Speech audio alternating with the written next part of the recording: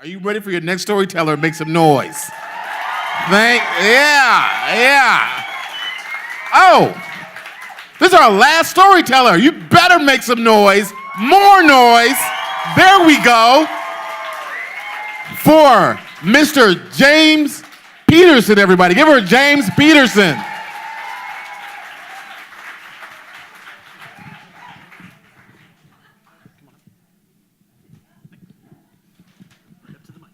Okay. I'm lying in the middle of the street. It is night, and someone or something is trying to pull my head off. Stop! Too late. I see a silver skull-shaped object float to the pavement beside me. It looks like something that used to be a motorcycle helmet. I should have seen this moment coming. I had been warned. The first time I ever rode a motorcycle in college, I was 4 blocks from school going down a main street, beautiful day. Car came up to the stop sign on the side. The driver looked me in the eye, pulled out straight in front of me. I hit the brakes. I went into the side of the car, over the handlebars, onto the hood of the car. The driver, a woman, hit the brakes. I rolled off the hood onto the pavement. She jumps out of the car and starts hitting me with her purse. Where did you come from? There was a policeman right behind her. He explained where I had come from. And after he wrote her a ticket, he sat down, said 3 things. On a motorcycle, you are invisible. On a motorcycle, it's not a question of if you're going to have an accident, it's a question of when. And every motorcyclist I have scraped off the pavement thought he was invincible until the day he wasn't. I should have listened. I'm lying in the street. It's dark. There are people gesturing, talking. I don't understand a single word.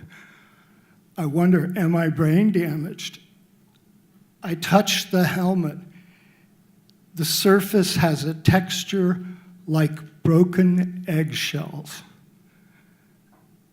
And there's a name on the helmet, Simpson. And just like that, the first memory returns.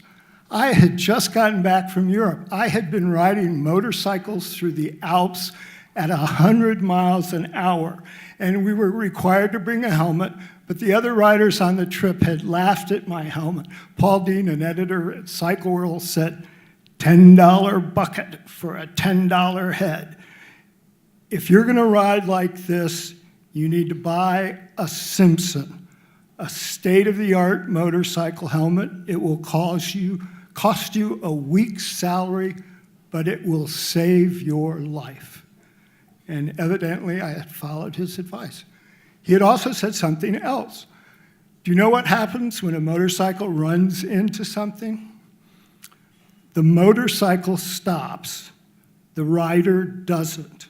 He slides forward over the gas tank, and that chrome gas cap that he spent all morning polishing removes his genitals.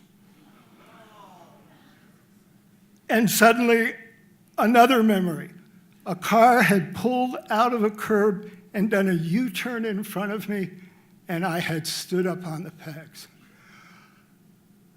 At this point, the cop who's been watching me grab my package says, "Are you all right?" And I thought, I can understand him. And I said, "What happened?" He said, "Well, these people, they were coming out of that Romanian church. They said you were coming down Addison at 90 miles an hour, weaving back and forth." And I said, "And what did you say?" "Well, I asked him if you were coming down Addison at 90 miles an hour, weaving back and forth, why the fuck did they pull out in front of you?" Okay, we did the inventory. I had a broken collarbone and some damage to the ribs. I went to the ER, and I came home.